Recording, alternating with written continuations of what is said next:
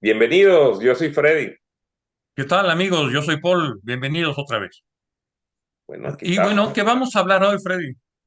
Pues hoy vamos a continuar con este tema que fue muy exitoso, muy recurrido. Recibimos muchas preguntas por el tema del control de calidad Sí, es y vamos. verdad, de que se quedaron muchas dudas.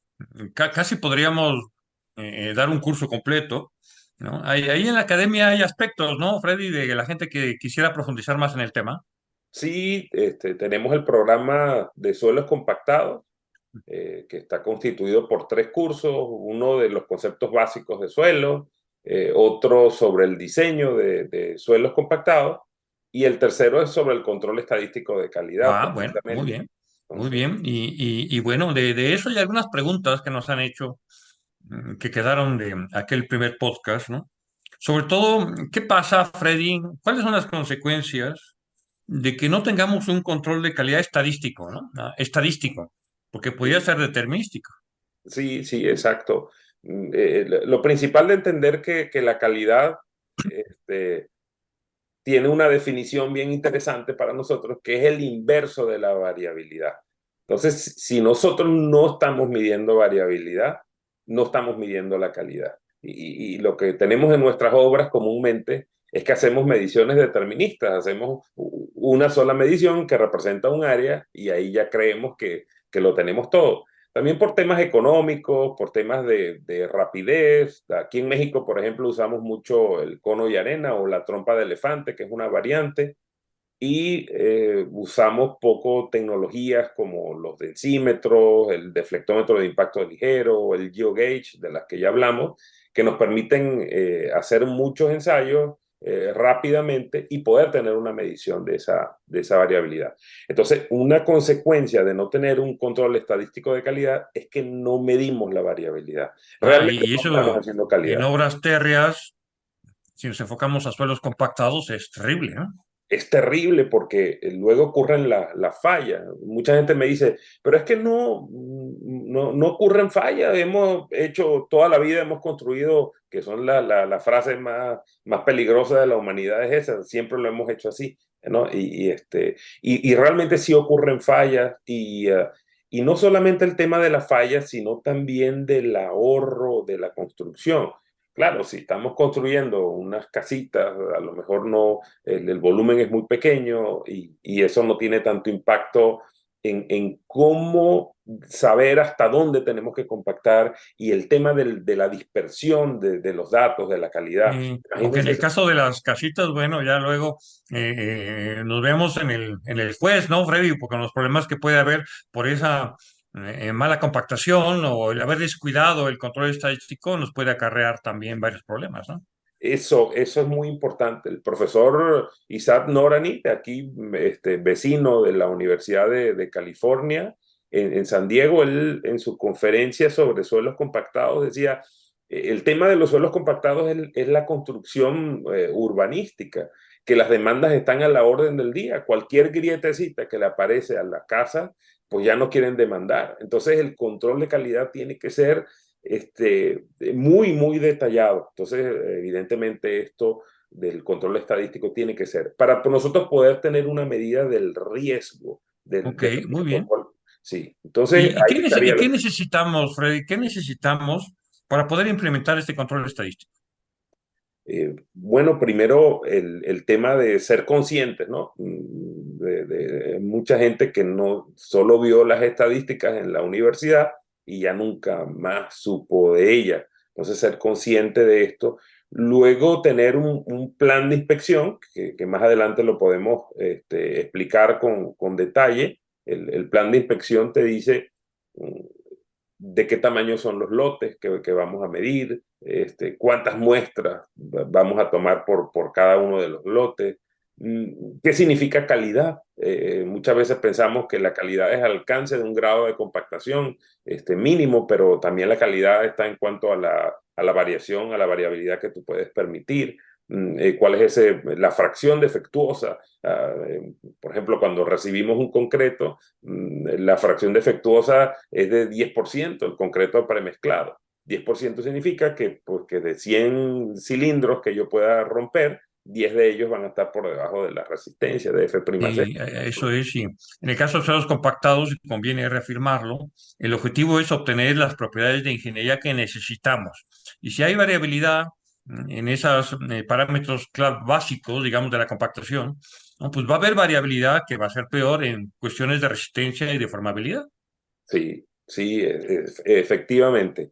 Eso está muy bueno y ya ni se diga en la construcción de una presa, ¿no? Donde necesitas un comportamiento homogéneo Ujú, de la ujú. estructura o en un muro aquí con contrasismo. Luego vienen los problemas y no lo entendemos, sobre todo ayer que conversábamos aquí con la gente de Solmax en su curso de geosintéticos, hablamos de los muros mecánicamente estabilizados. Entonces, este tema de la variabilidad de la compactación se hace muy, muy útil, muy necesario para poder garantizar el comportamiento de toda la estructura. Y Bueno, así y como, abundando en ese plan de inspección, Freddy, ¿cómo le hacemos? ¿Cómo se implementa? ¿No? ¿Cómo lo trabajamos? ¿No? sí, lo bueno es buscarlo en las normas. Por ejemplo, yo en Venezuela hubiera deseado que tener una normativa como las que hay aquí en México. Las normativas de la SCT te facilitan el trabajo para aplicar la calidad. Número uno, te definen la calidad, ¿no? En términos, como dijimos, de las propiedades, índices de los materiales y de las propiedades de desempeño. Definimos la calidad. Y luego de esto de definir los valores mínimos o los rangos que hay que cumplir, entonces te definen el lote, de qué tamaño es un lote, 250 metros, 300 metros en una carretera, la longitud de ese tramo, y después te definen el número de muestras que hay que tomar por lote. Por ejemplo, L/50. Si tú tienes un tramo de 250 metros, lo divides entre 50 y estamos hablando de 5 muestras mínimas para tomar. Y luego, una cosa muy importante es el muestreo aleatorio. El Ujú. muestreo aleatorio que viene, hay una norma mexicana para hacer el muestreo aleatorio. A veces le preguntamos a la gente, oye, ¿tú qué significa aleatorio para ti? Bueno, que lo mida donde yo quiera, no, no es donde tú quieras, donde pueda, no, no es así. Entonces hay una metodología para hacerlo, utilizar números aleatorios, que antes había que usar una tabla de números aleatorios, hoy día en tu teléfono bajas una aplicación y puedes eh, ponerle el ancho y la longitud del lote y ubicar las posiciones de la medición en unos lugares donde no dependa ni de ti, ni de mí, ni del supervisor, ni de nadie, sino que dependa del azar, que dependa de la suerte. Y así podemos lograr que ese muestreo sea representativo, que Esa es la palabra. cada centímetro cúbico de Esa es la lo que palabra. compacté tenga la misma oportunidad de ser medido. Exacto, la representatividad. Exactamente, representativo, ¿no? Claro, porque pues si no, ¿cómo vamos a elaborar conclusiones sobre algo que no lo es? Sí, sí. Y luego viene entonces una cosa muy importante, es que una vez que yo obtengo la data, ¿cómo decido si acepto o rechazo el lote? O sea, ya hice el muestreo, ya definí el lote, el número de muestras mínimo, ejecuté las mediciones con un equipo calibrado, con un operador certificado, y ya tengo la data que es válida estadísticamente, pero ¿cómo decido, no? Entonces, para tomar esas decisiones, aquí la norma mexicana usa las hipótesis de Student, Fisher, y supone pues que hay esa distribución al estilo normal y, y gracias a que se ha hecho un muestreo aleatorio, entonces se pueden aplicar esas metodologías que son fácilmente programables en una hoja de cálculo y el técnico puede de una vez implementarlas simplemente metiendo los resultados de grado de compactación o de humedad y se le devuelve la decisión de si ya acepta o rechaza. Y esas metodologías dependen de dos cosas importantes. Dependen del promedio, de la media de los valores que mediste y dependen de la desviación estándar, que es una medida de la dispersión. Y Entonces, hasta al ahí, sin aplicar, muchos, la diversión estándar en muchos procesos es una medida, ¿no? Importantísima de la calidad y la dispersión. sí, luego vamos a hablar de la metodología Six Sigma que se usan en los procesos industriales. Hay una cosa clave ahí que el ingeniero civil cuando construye y cuando haces el control de calidad y cuando estás construyendo tú como ingeniero residente, tienes que pasarte el chip y entender que en ese momento tú eres un ingeniero industrial. Tú estás trabajando en la industria de la construcción. Y bajar las metodologías como Six Sigma, por ejemplo, lo que tienen es a bajar la variabilidad. Porque cuando tú Ok, bajas la variabilidad, aumentas la calidad, disminuyes. eso me gusta. A ver, cuéntanos más de esta metodología de los Six Sigma, porque efectivamente no es algo que el ingeniero civil como tal tenga en su bagaje cultural, ¿verdad? Sí, hacia los 80 Motorola desarrolló una metodología porque se dio cuenta pues, que perdía mucho dinero con las tecnologías, con los productos que generaba, como teléfonos, etcétera, y tenía muchos regresos de esto, muchas fallas. Y se dedicaron entonces a cómo aplicar metodologías estadísticas para reducir la variabilidad. Eh, y hacer experimentaciones que permitieran estudiar cuáles son las variables que más influyen, hacer experimentos con combinaciones de ellas, medirlo y analizar los resultados estadísticamente, entonces ver qué variables en los procesos habría que mejorar. Entonces se convirtió en un proceso que llamamos de MAIC, o sea, definimos primero el problema que queremos analizar, elaboramos el experimento, implementamos el experimento midiéndolo, luego analizamos los resultados estadísticamente y tomamos decisiones sobre esto y volvemos a establecer controles.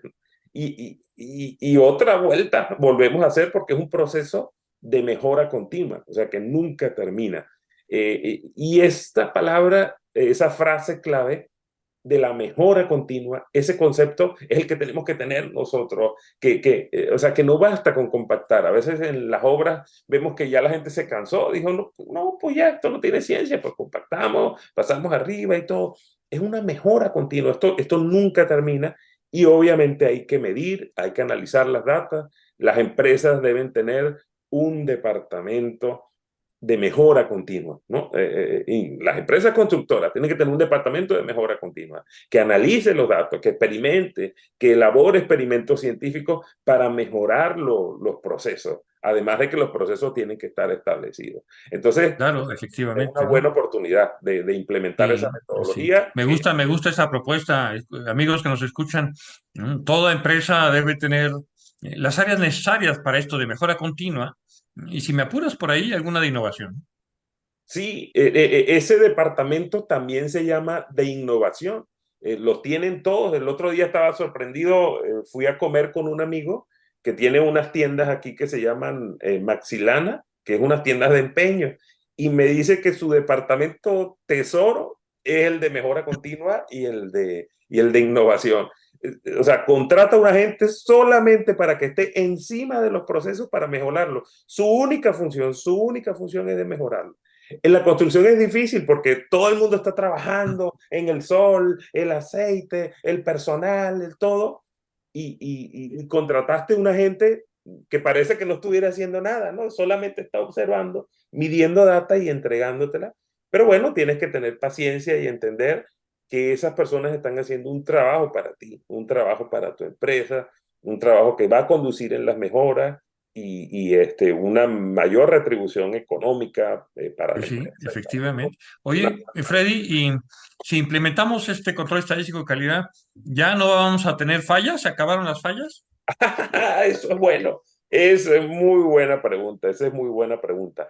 El tema es que eh, sí va a haber fallas, pero cada vez en una menor cantidad. Los japoneses tienen un concepto de cero error. Esto del concepto de Lean, que es otra de las metodologías que se usan, que están en boga, y la combinación de Lean Six Sigma, lo que busca es eso, el cero error, pero yo creo que todavía en la construcción, por lo menos de carreteras, estamos lejos de eso, porque todavía hay gente haciendo controles deterministas, ¿no? Entonces, estamos en otra etapa, pero sí podemos llegar a una condición de cero error con aplicaciones de metodologías como Six Sigma y de Lean, que Lean, pues podemos hablar en otro momento, pero se originó en Toyota. Es una metodología de control de calidad y esa lo que trabaja es en disminuir el desperdicio. Entonces, Six Sigma disminuye la variabilidad y Lean disminuye el desperdicio.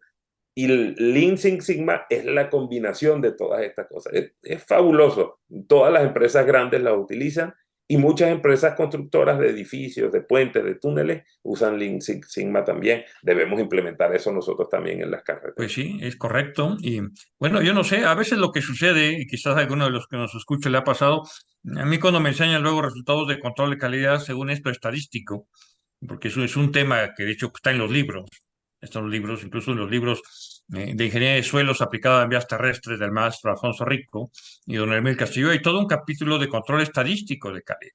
Pero luego cuando uno ve los resultados, pues uno se encuentra con que todo cumple, Freddy, ¿no? O sea, de repente ve uno, la compactación, todo cumple, el grado de compactación, todo cumple, y lo primero que yo me digo cuando eso veo, aquí alguien nos está viendo la cara. Sí, qué buen punto, Paul. Ya yo para cerrar, porque se nos acabó el tiempo, pero en una obra normal, ¿qué es lo que ocurre? En una obra normal, mi termómetro de la obra para saber si me están diciendo la verdad o no, es la desviación estándar, o el coeficiente de variación, o algún primo que tenga, o la varianza. La desviación estándar. Toda obra, por más experto que sea una empresa constructora para construir, toda obra empieza con una desviación estándar grande, alta. ¿Por qué? Porque no conocemos el suelo o el material con el que estamos trabajando. Muchas veces los equipos no se conocen entre ellos, contratas personas para afrontar una obra, o sea, tienes una cuadrilla de gente, pero siempre tienes que estar sustituyendo. La maquinaria a veces es rentada, no siempre tienes la tuya. Lo cierto es que al principio tienes mucha incertidumbre y esos valores de desviación estándar son grandes. Con la implementación de métodos como el que aparece en la norma mexicana para el control estadístico de calidad, esos niveles de variación empiezan a bajar.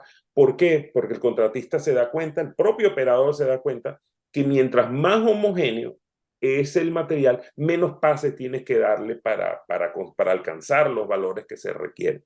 Entonces, yo cuando analizo la data, lo primero que mido es la desviación estándar. Es lo primero que mido. Bueno, ahí Si hay está. una Luego, desviación estándar constante o diferente a lo que te estoy diciendo, ahí hay gato encerrado. no se dejen engañar porque hay más gatos encerrados de lo que creemos Sí. y no hay que ser ingenieros de cumplimiento, ¿no? O sea, cumplo y miento. O sea, debo cumplir el grado de compactación, ahí está. Pero estoy mintiendo. No, no, no, no. Hay que buscar la excelencia.